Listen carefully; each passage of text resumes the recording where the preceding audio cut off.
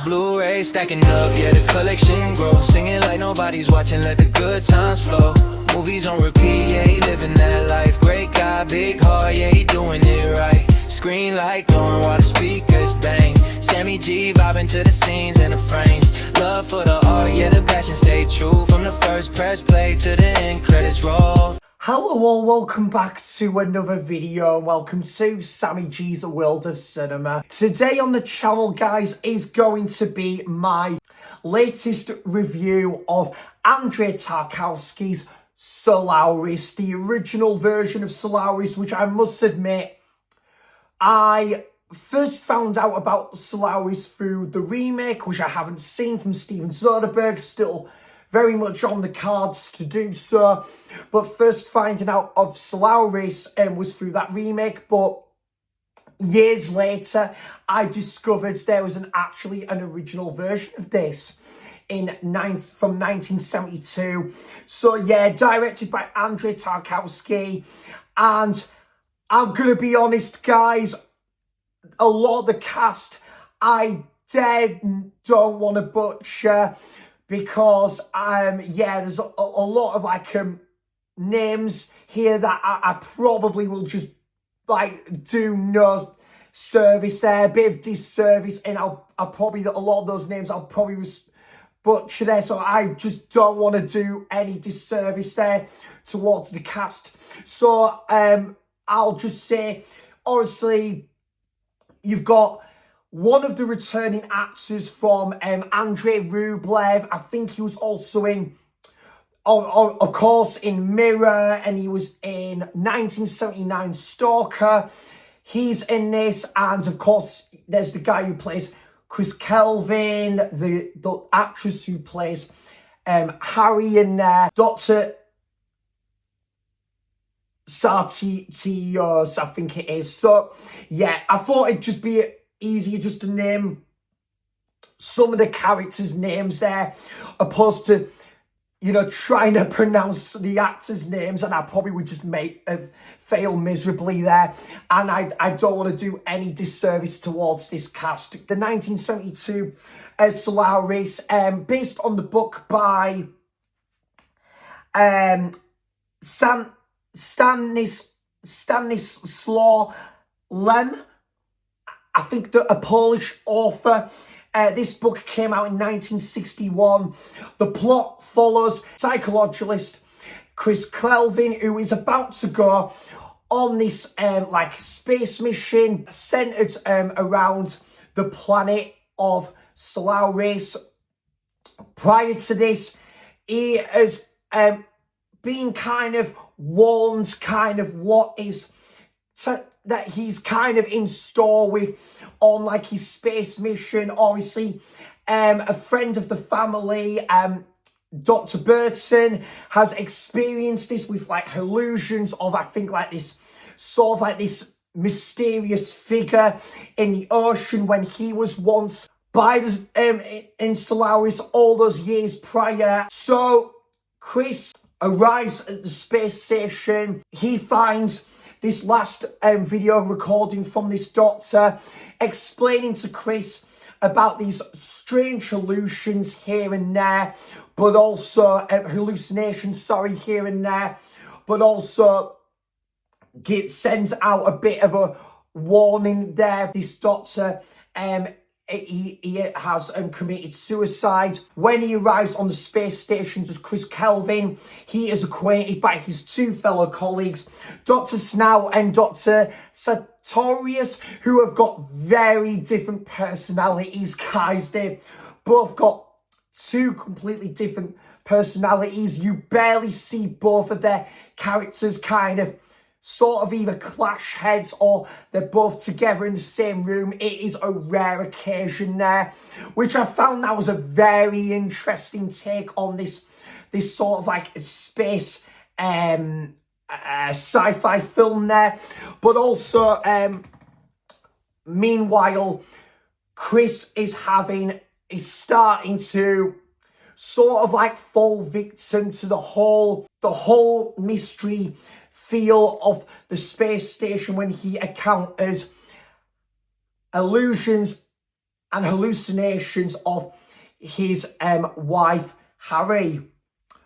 So that is a bit about the plot of Solaris from 1972. Now, just to give a bit more info on this one, guys, the music by Edward Artenyev, who has also composed the score for Tarkovsky's couple of other films, but also Tarkovsky's influence when working on this film was he felt like he wanted to direct a sci-fi film with kind of emotional in-depth. I think he kind of stated in a 1970 interview that he really couldn't resonate with the style and feel of 2001: A Space Odyssey. Made a couple of points to what he didn't really kind of gravitate towards about 2001: Space Odyssey. Of course, I absolutely love that film, guys, but just following my research of when searching up about this film, but also the first screenplay was in the summer of 1969 with the help of screenplay writer Frederick Gorenstein.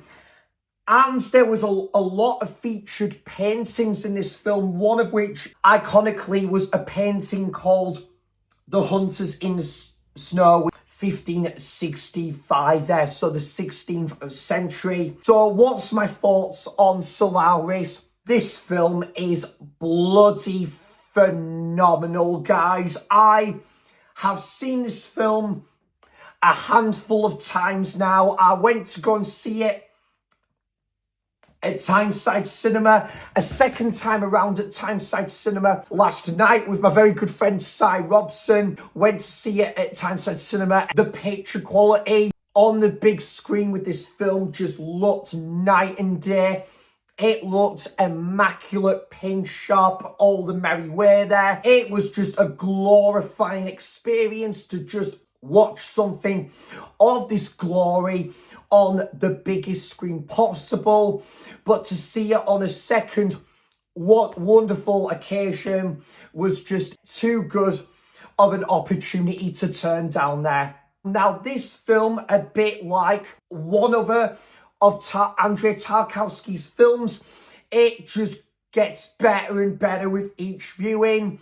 That film in question is Mirror, where I've got to say with Mirror, I didn't really resonate with all that much on that first viewing. I just felt a bit cold with that movie, but second viewing, good. Third viewing, very good. And now I think it's fantastic. So it's just a sign of what an amazing filmmaker Andrei Tarkovsky is. And a couple of his films, I kind of pick up on something new with each viewing, with each of his movies. And I just think then picking up on something new that I find that extra bit intriguing, it kind of improves on the movie ever so slightly, where it kind of jumps up in that estimate in this film that I kind of picked up on, that I kind of didn't notice that those previous viewings around. But also, guys, yeah, I just think this film, from a visual scale, this just looks so damn fantastic and visually gorgeous. Like, just the look of this ocean, the space station, the like sort of this like farm and the fields, so damn quiet, and it is just such a peaceful presence about it, but it is just enhanced there with a visual, you know, like feast for the eyes there. And what else I just love about this film, so just the way the film starts, where you've got that quiet, tenderful music from Edward Artenyev, the quiet tenderness of the like these leaves, and then you kind of just look at the fields. There's like sound of cricket, it's like echoing here and there. And then you've got Chris Kelvin, and he's just strolling around the field ever so quietly. And then obviously you are getting your first glimpse of what's to come later down the roads there, where he watches a previous interview from way back when of Dr. Burton's past experience. And then that's kind of sets the template for what's to come in the movie later on. But yeah, I just think Chris Kelvin, very solid protagonist. Dr. Burton, I think there's one scene where Dr. Burton and Dr. Kelvin are having a little bit of a disagreement, but yet respectfully hands the bat over to Chris, and Chris is the one to take on this new space mission and to kind of is yet to encounter this whole new experience from the off in this space station, and from front, left, right and centre, he is in for a bit of a wild ride, all surrounding these illusions of Harry there. And I just really liked that mysterious element to the movie there. You kind of don't know, you can't really predict from a mile off when, at what point in the movie it's going to keep coming back in. But also, as well as this, whilst there's that, obviously, that mysterious feel, obviously, that is centered around this space station upon Chris's mission. Also, whilst we're kind of waiting for this whole mystery to come into the picture here, we are just getting a glorious detour of this space station. Really enjoyed the aspects where you'd go around the control room, these hallways, around this laboratory, this experimental room, the whole shebang. And I just think the blend of a detour around this space station, these illusions of this reoccurring appearance of this mysterious figure, I think those things just blended really well here. And yeah, I've got to say it, guys, this is kind of like, I would say, Andrei Tarkovsky's take on a 2001-esque movie here. Dr. Snout and Dr. Solaris, the two other main characters on the space station, you don't really get too much of an in-depth there with their characters as much as you do with Chris Kelvin. They still make for solid additions to the story. Again, with what they have to work with, they carry their weight, obviously make a good impression. But I think, to be honest, guys, dare I say it, I think if it was just Chris Kelvin all on his own 2 feet in this space station alone, I think I would have been all right with that, just with this whole mysterious feeling going on. But that being said, with what we got from Dr. Snout and Dr. Solaris, they were still very solid additions to the story. And of course, it was good to see one of the actors from Tarkovsky's Stalker play one of the main characters in this, as this doctor who's got this whirlpool of emotions. Also, this birthday party from Dr. Snout, but also they kind of have their own theories, brought to Chris Kelvin's attention as well, and about kind of what Chris is experiencing for the first time in regards to Harry.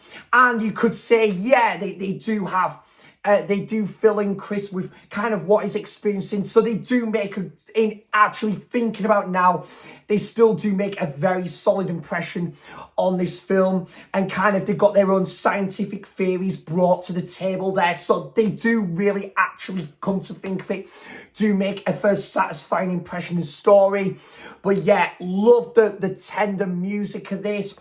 That scene with Dr. Burton swaying across the motorway on that car, and you've got that real kind of bluish tinge to it, and it is just so calmful with the sound mixing. And again, the sound mixing in Tarkovsky's films is just absolutely works wonders for his film. And yeah, that whole scene with the car swaying along the motorway, and that whole, again, scene with that chaotic traffic, really kind of it kind of really builds up the film so well midway through to the setting of the space station. But again, that bluish tinge of the horses and that, and it's just the horses, and you hear the horses strolling through like the fields, the flashbacks. Interesting to focus on those flashback scenes, but to kind of paint the picture there with the whole blue colour grading, but then you would have, again, it's into colour. So yeah, it kind of did remind me a little bit of Stalker there, where 1 minute it's kind of like this goldish tinge into colour. So yeah, I got a little bit of an aspect and a little bit of vibe of that film as well. The filmmaking side of it is just stunning. It is incredible. Again, like I said, the imagery and just the use of those like paintings from the 16th century and that music playing in the background, you get those close-up shots. It is just a work of art there. And yeah, again, those flashback scenes where you focus, I think on a young Chris Kelvin in the snow did remind me of like one segment in the movie Mirror, which is set around the snow as well. It is just a beautifully stunning, thought-provoking piece of cinema here, guys.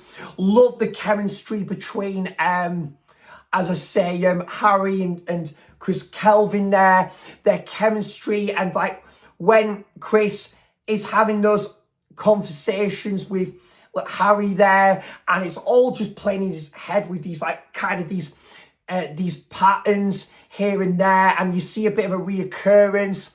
But yeah, it's Dr. Snout and Dr. Towers that is trying to tell him otherwise and give him a bit of guidance. Amplified music as well. It ends the film on a real cunning and drastic notes there. And yeah, those wide panel shots of the Solaris Ocean is just, again, absolutely astonishingly good. And again, it's just, even if there was those kind of real slow-paced moments of that ocean alone for like a good 5, getting on 10 minutes still, I think, to be honest, I would have just found that relaxing to watch itself. The character work used to its full advantage here. And again, some interesting personalities. The filmmaking side of it is absolutely wonderful. Again, I first watched it, gave it an 8 out of 10. Later on down the road, bumped it to an 8.5 to a 9. I think the first time I saw this at Tyneside Cinema in August 2023 was where I finally bumped it to a 9 out of 10. And then on subsequent viewings at home, it's gone down as a full 10 out of 10 masterpiece. Now, I am thinking about doing an Andrei Tarkovsky filmography ranking video for the channel someday, so I won't say for now where this ranks, but it's going to be very high up there. I absolutely love and adore every minute of this. The 2 hours and 40 minutes, whilst I guess this film isn't going to work for everyone. It takes a while at times to like hit the ground running, but there's enough there to kind of hold my attention and capture my attention and keep me engaged throughout. And I just absolutely love and adore this movie. Very haunting at times. Sometimes I don't know if hauntingly beautiful is the right term for this film, but again, with that whole illusions and kind of, you've got a couple of really dark scenes with Harry in there that's got a bit of a nightmarish feel about it. It's just a fantastically, beautifully crafted movie that has gone down as one of my favourite films of all time there. So that is my review of 1972's Solaris. I'm still very interested to see Steven Soderbergh's take on this, who is a director I'm very much fond of there, indeed there. This is my Criterion copy. Nice, again, cover of Harry there on the cover. This is how I first watched the film as well. I think I've still got my tickets from Tyneside Cinema last night, but this is from when I first saw it at Tyneside Cinema on the 26th of August, 2023. So there's that. And this booklet there. Yeah, really nice booklets, this one as well. And if this ever gets a 4K, guys, I can imagine this 4K would look absolutely stunning. And that's, I think there's a documentary there about like kind of about Solaris. So I would like to check that out at some point. Probably should have checked that out first, actually, before doing this review. And yeah, that's my Blu-ray copy there. So yeah, guys, that has been my review of Andrei Tarkovsky's 1972 masterpiece Solaris. Absolutely brilliant movie, guys, and part of a trilogy that's kind of interlinked, that makes like sort of references to Andrei Rublev for each movie. So Solaris, Mirror, and Stalker there. So let me know, guys, have you seen Solaris, and what's your thoughts on this film, and what's your thoughts on Andrei Tarkovsky as a director? I would love to know all of that good stuff in the comments down below there. Oh, by the way, guys, just another thing to note as well, before I forget, the Andrei Tarkovsky, I think, was introduced, I think it was him or the actor who played Chris Kelvin. They went to the same university as the actress who played Harry in this film.